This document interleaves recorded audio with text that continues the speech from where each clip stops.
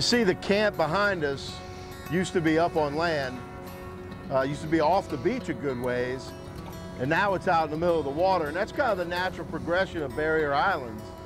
So when the wave action comes in and the storms come in, they will push these islands north, push the sand back over on top of the island. That's why it's so critical that you have good dunes, you have good vegetation on these islands to trap that sediment once it rolls back on top of the island. When Coastal Protection and Restoration Authority in Louisiana comes in and restores a barrier island, they'll build these beaches out another 500 or 600 feet back out into the Gulf so that that process can start over again. When we restore island, we put sediment on the front and back, we plant it and put sand fences.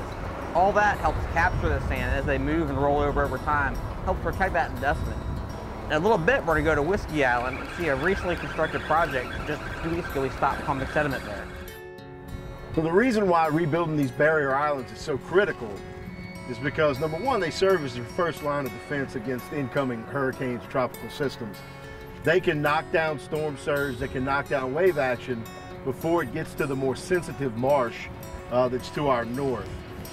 We're here in Terrebonne Parish on the Gulf of Mexico side of Whiskey Island. It's one of the barrier islands in the Ile-de-Nere chain of barrier islands. And the state of Louisiana, the Coastal Protection and Restoration Authority, recently finished rebuilding this island with about 10.5 million cubic yards of sand from an offshore source about 12 miles from here. The project lasted about a year, and the total cost of the project was about $117 million. Now, the sand that we got came from Ship Shoal, and Ship Shoal was actually an ancient delta of the Mississippi River. About 8,000 years ago, Ship Shoal used to be one of the ancient deltas of the river, and what happens is when a delta erodes and changes course, now the delta's over in Venice. There actually used to be barrier islands 12 miles from here. Eventually, barrier islands erode and become a shoal. A shoal is an underwater sand body. So actually, this sand we got to restore this island 8,000 years ago was a barrier island, and that makes it a good match for restoring barrier islands.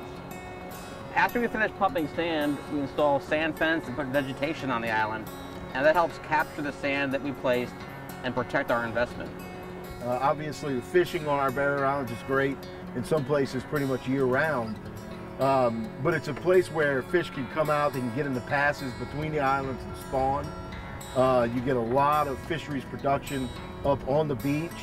You know, as the islands weather and age and the tides makes its way down the front of the island, you get dips and humps and troughs, and those are all great habitat for coastal fish like speckled trout, redfish, and flounder. The backside marshes on these islands are great habitat for birds. They're also critical for shrimp and bait fish and crabs.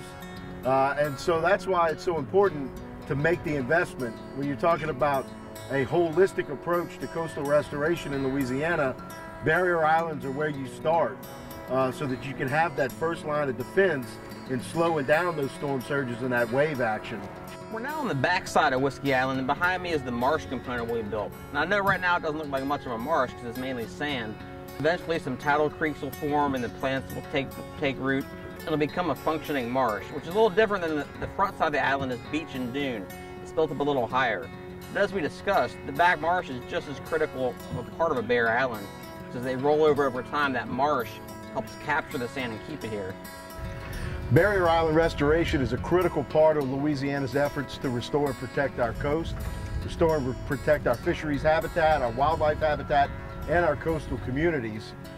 A lot of folks want to know, why don't we come out here and just build back the barrier islands? Well, the fact is, they are getting built.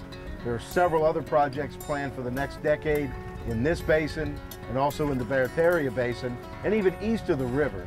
So there's been a very concerted effort on the part of the state of Louisiana to rebuild these critical barriers back. It's part of a multiple lines of defense system in terms of rebuilding this coast. You start with the barrier islands, then you replenish sediment through diversions, you rebuild marsh, you rebuild critical ridges, you protect homes and businesses. It's all part of the process of making sure this coast can stay here for several generations to come.